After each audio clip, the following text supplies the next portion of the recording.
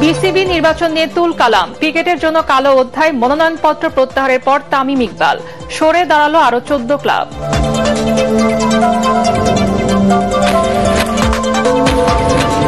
কেউ যেন সাম্প্রদায়িক সম্প্রীতি বিনষ্ট করতে না পারে সে ব্যাপারে সতর্ক থাকতে আইন শৃঙ্খলা বাহিনীর প্রতি তারেক রহমানের আহ্বান।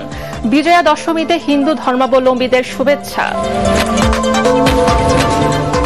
কার্যক্রম নিষিদ্ধ, আওয়ামী লীগের নির্বাচনে অংশগ্রহণ ও রাজনীতিতে ফেরার সুযোগ নেই, বিএনপি নেতাদের হুঁশিয়ারি। ট্রাইব্যুনালে দলটির বিচারের পদক্ষেপ নেওয়া হয়েছে বললেন আইন উপদেষ্টা।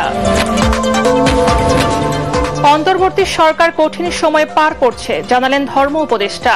শাপলা চত্বরে গণহত্যা ধামাচাপা দেওয়ার চেষ্টা হয়েছিল, মন্তব্য শিক্ষা উপদেষ্টার।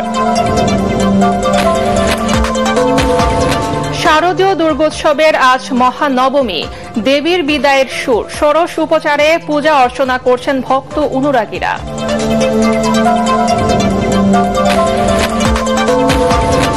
এবং অবরোধ কর্মসূচি প্রত্যাহার করে স্বাভাবিক হচ্ছে খাগড়াছড়ির জনজীবন।